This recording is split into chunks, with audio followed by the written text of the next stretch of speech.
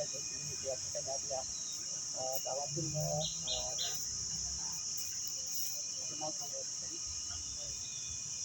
माझं नाव वैभवी पांडुरंग शिंदे.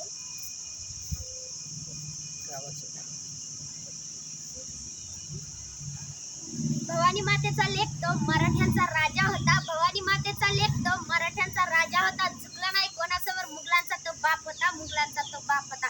जाणता संभाजी राजा असा एकच होऊन गेला, जाणता संभाजी राजा असा एकच होऊन गेला. इतिहासाच्या पानामध्ये नाव आपलं करून गेला, इतिहासाच्या पानामध्ये नाव आपलं करून गेला. आगमनाने ज्याचा उजळला पुरंदराचा माथा, आगमनाने ज्याचा उजळला पुरंदराचा माथा, सह्याद्री सांगते ज्याच्या पराक्रमाची गाथा, असे शूरशंभू राजांच्या चरणी ठेवते मी माथा. माझं नाव शिंदे वैभवी पांडुरंग. मी आता 8वीत शिकते. महाराष्ट्राच्या दोन्ही आराध्य दैवतांना पुन्हा एकदा माझा मानाचा मुजरा, मानाचा मुजरा, मानाचा मुजरा, मानाचा मुजरा करते व मी माझ्या भाषणास सुरुवात करते. ताजमहल तो एक प्रेम की कहाणी है रे, ताजमहल तो एक प्रेम की कहानी है रे, पुरंदर किल्ला तो एक शेर की पुरंदर किल्ला तो एक शेर की कहानी है रे. राजे संभाजी महाराज कोण, तर रा म्हणजे रांगडावीर मातीचा, जे म्हणजे जे केले तो इतिहास, स म्हणजे संस्काराचा धनी, भा म्हणजे भारतीयाचा मानबिंदू, जी म्हणजे जिंकले मृत्यूला, म म्हणजे मर्द मराठा, हा म्हणजे हाच एकमेव अजिंक्य योद्धा, रा म्हणजे राजकुमार महाराष्ट्राचा, ज म्हणजे जाणता राजा. 14 मे 1957 ला याच रोजी पुरंदरावर एक तारा चमकला. तोफांचा भरामार झाला, सोने चौघडे वाजू लागली आणि तारोळी सह्याद्रीच्या पायथ्यापर्यंत ऐकू जात होत्या. आणि तेव्हा एका वाघाचा जन्म झाला, त्यांचं नाव म्हणजे छत्रपती संभाजी महाराज. आज जर आमच्या पोरांना विचारलं की छत्रपती संभाजी महाराजांचा जन्म कधी झाला, तर आमची पोरं एकमेकांच्या तोंडाकडे पाहायला लागतात. खऱ्या इतिहासात ज्यांनी मृत्यूलाही जिंकले, मृत्यूलाही ललकारले, त्या राजाचा तुम्हाला जन्म माहित नाही म्हणल्यावर काय रे. आपल्याला लाज वाटली पाहिजे की आपण आपल्या राजाचा जन्म सांगू शकत नाही. तर याच्यावरून मला एक गोष्ट आठवली. एकदा आपले पुण्याचे काही लोक अमेरिकेला गेले होते. तेव्हा अमेरिकेचा प्रेसिडेंट म्हणाला, तुम्ही कुठून आलात, तर आपले लोक म्हणाले, आशिया नावाचा एक खंड आहे, त्यात भारत नावाचा एक देश आहे, आणि भारत नावाच्या देशामध्ये एक महाराष्ट्र नावाचं राज्य आहे, त्या राज्यातून एक पुणे नावाचं एक छोटंसं शहर आहे, त्या शहरातून आलो आम्ही. मग अमेरिकेचा प्रेसिडेंट त्यावर म्हणाला, तुम्ही जर एवढं सांगण्यापेक्षा फक्त मला म्हणाला असता छत्रपती शिवाजी महाराजांच्या आणि छत्रपती संभाजी महाराजांच्या राज्यातून आम्ही आलोय, तर लगेच मला कळालं असतं. म्हणजे याच्यावरून समजतं की परदेशात सुद्धा आपले महाराज त्यांच्या कर्तृत्वाने किती गाजलेले आहेत. जर परदेशातले लोक त्यांचा इतिहास विसरत नसतील, तर आपण त्यांच्या मातीतले असून आपल्याला त्यांच्या फक्त जन्मतारीख सुद्धा माहित नाही. म्हणूनच म्हणतात, अंधार झाला की रात म्हणतात, अंधार झाला की रात्र म्हणतात, तांदूळ शिजला की भात म्हणतात, अंधार झाला की रात्र म्हणतात, तांदूळ शिजला की भात म्हणतात. आणि ज्याला महाराष्ट्रात राहून छत्रपती शिवाजी महाराज आणि छत्रपती संभाजी महाराज माहित नाहीत, त्याला औरंग्याची औलाद म्हणतात, त्याला औरंग्याची औलाद म्हणतात. छत्रपती संभाजी महाराजांनी काय केलं, छत्रपती संभाजी महाराजांनी काय केलं, तर छत्रपती संभाजी महाराजांनी सिद्धीला दर्यातच बुडवलं, मोगल सळो की पळो करून सोडले, इंग्रजांना ललकारलं.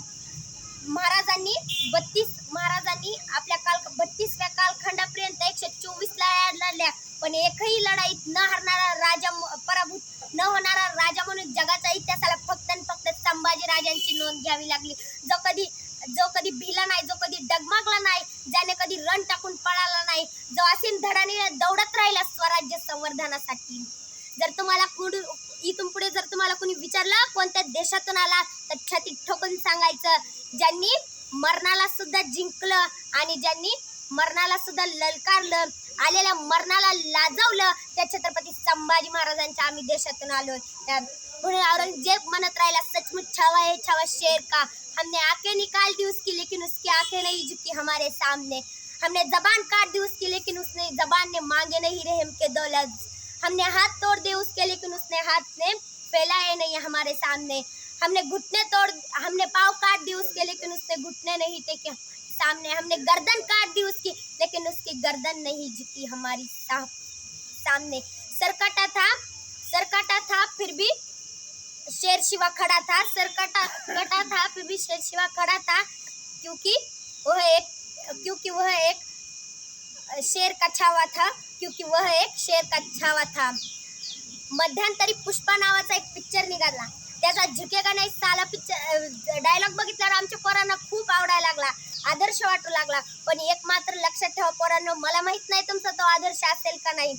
वयाच्या 32व्या वर्षी डोक्याच्या केसापासून पायाच्या नखापर्यंत डोळ्यातले बुबळ काढून रक्ताचा अभिषेक या मातीला घातला आणि औरंगजेबाच्या समोर झुकेगा नाही शेर म्हणत उभा राहिला आणि औरंगजेबात स्वतःची अवकात दाखवत. तो सर्जा संभाजी राजा आपला आदर्श असला पाहिजे.